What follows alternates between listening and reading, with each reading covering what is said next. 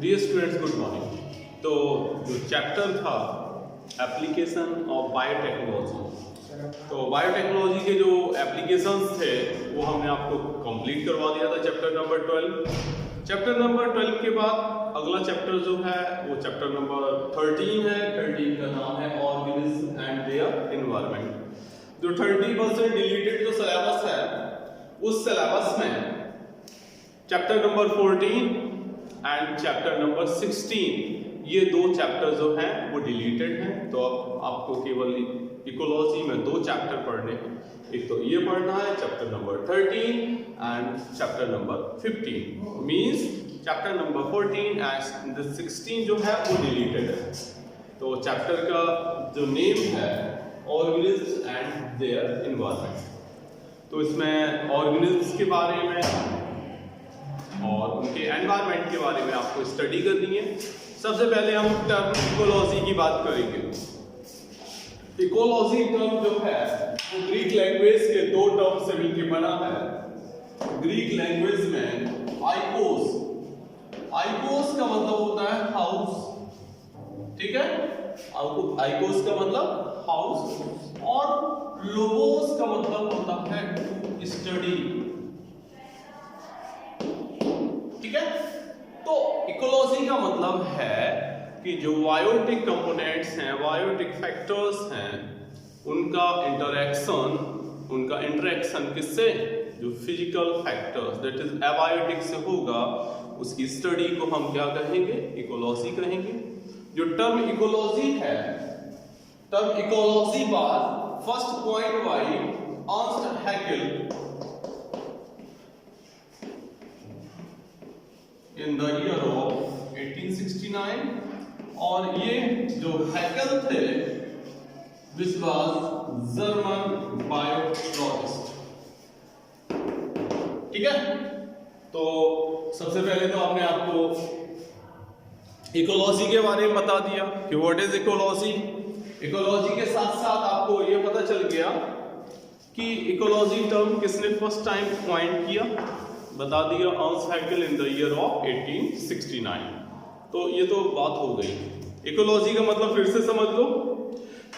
Ecology is the branch of biology in which we deal with the studies of interaction between biotic यानी organism and their physical environment that is abiotic environment. इसको क्या कहेंगे, इस interaction को कहेंगे ecology. अब हम बात करेंगे about levels of biological organisation, ठीक है। हेडिंग डाल लो आप, levels of biological, levels of biological organisation.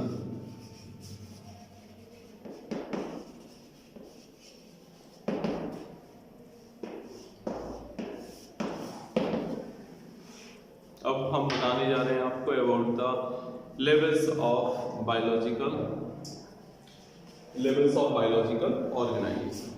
अगर इकोलॉजी जो है वो बेसिकली कंसर्न है 4 लेवल्स से, 4 लेवल हैं इसके और बायोलॉजिकल ऑर्गेनाइजेशन के। और ये लेवल्स हैं, पहला लेवल देखेंगे आप, पहला हो जाएगा ऑर्गेनिज्म, ये नोट कर लो आप। फर्स्ट जो लेवल है this is the level is organism. Second जो लेवल होगा उसको कहेंगे पॉपुलेशन, ये फर्स्ट लेवल हो गया ऑर्गेनिज्म। दूसरा लेवल लिख लो, क्या लिखोगे आप, पॉपुलेशन, ठीक है। थर्ड लेवल हो जाएगा कम्युनिटीज, थर्ड लेवल क्या हो गया, communities. And last level is, this is the fourth level is bio. Last जो लेवल होगा उसको हम क्या कहते हैं, bio. These are the 4 level of biological organisation. सबसे पहले हम समझेंगे पहला लेवल जो कि कहलाए कौन सा है, इसमें लिखा हमने ऑर्गेनिज्म। पहला जो है वो क्या है, ऑर्गेनिज्म। तो ऑर्गेनिज्म जो है आप समझ सकते हैं कि जो एनवायरनमेंट है, एनवायरनमेंट के जो लिविंग कंपोनेंट्स होंगे वो क्या कहलाएंगे, ऑर्गेनिज्म कहलाएंगे। तो living components of the environment eight individual level, क्या बोलेंगे, living component of the environment eight individual level and it's basic unit of ecological hierarchy, उसको हम बोलेंगे ऑर्गेनिज्म। तो ऑर्गेनिज्म के बाद क्या हो जाएगा, पॉपुलेशन। पॉपुलेशन का मतलब क्या है, जितने भी इंडिविजुअल्स हैं उनका कुल सम, पूरे को मिला दें अगर टोटल इंडिविजुअल जो भी एनवायरनमेंट में प्रेजेंट हैं, तो आप कह सकते हैं the sum total of all individual of a species. एक जो स्पीसीज है उसी के सभी जो इंडिविजुअल्स होंगे एक स्पेसिफिक जियोग्राफिकल एरिया में वो प्रेजेंट होंगे, तो वो क्या कहलाएंगे, उसकी पॉपुलेशन कहलाएंगे।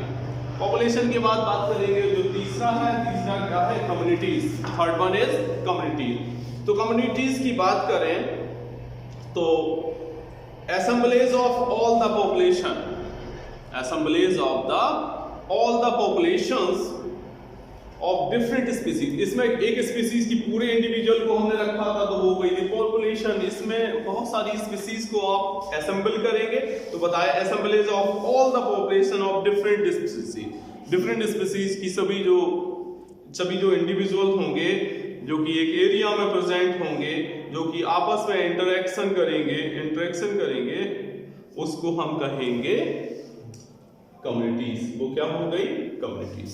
कम्युनिटीज के बाद लास्ट आएगा bio. Bio is the biggest unit, largest unit है किसी भी इकोसिस्टम का। ये it is a large unit. ये कैसी है, bio is the large unit which consists of a major vegetation type and associated fauna in a particular climatic zone। दो चीजें आपको समझनी है, फ्लोरा एक फौना। फ्लोरा किसको कहेंगे, जो भी पर्टिकुलर एरिया में प्रेजेंट प्लांट्स होंगे उनको कहेंगे फ्लोरा, और जो एनिमल्स होंगे उनको क्या कहेंगे, हम फौना कहेंगे। तो यहाँ आपको याद रखना है कि bio is a large unit है जो कंसिस्ट होता है किससे, एक major vegetation type that is flora and associated fauna. आपने देखा होगा प्लांट्स का एनिमल्स से इंटरेक्शन है, ठीक है।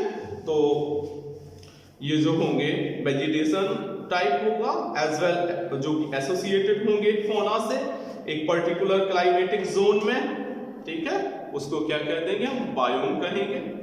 जो ट्रॉपिकल रेन फॉरेस्ट हैं, आपने सुना होगा, ये सोशल का भी एक ये है कि ट्रॉपिकल रेन फॉरेस्ट है, डेसिडुअस फॉरेस्ट होते हैं, सी कॉस्ट है, डेजर्ट्स हैं एटसेट्रा।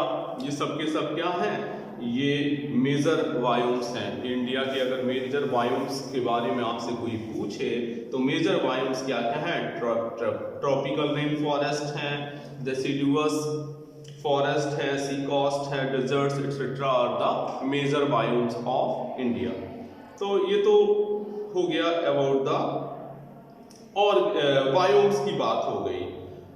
तो अदर जो important terms which are used in the ecology, कुछ और टर्म्स हैं जिनका इस्तेमाल आप इकोलॉजी में करेंगे, उन टर्म्स को भी हम वन बाय वन अब डिस्कस करेंगे। जैसे आपने सुन रखा हुआ इकोसिस्टम है, हैबिटेट है, निक है, बायोस्फीयर है एटसेट्रा। तो सबसे पहले हम आपको बताने जा रहे हैं अबाउट द इकोसिस्टम। इसके बारे में बात करेंगे हम, अबाउट द इकोसिस्टम। देखिए, ठीक,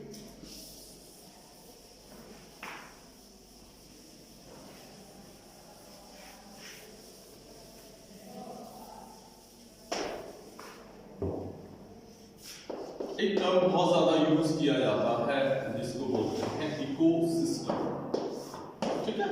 तो अब हम बात करेंगे अबाउट द इकोसिस्टम की। ये इकोसिस्टम जो है वो रिप्रेजेंट करता है ऑर्गेनिज्म को और इसके एनवायरनमेंट को एक पर्टिकुलर एरिया में।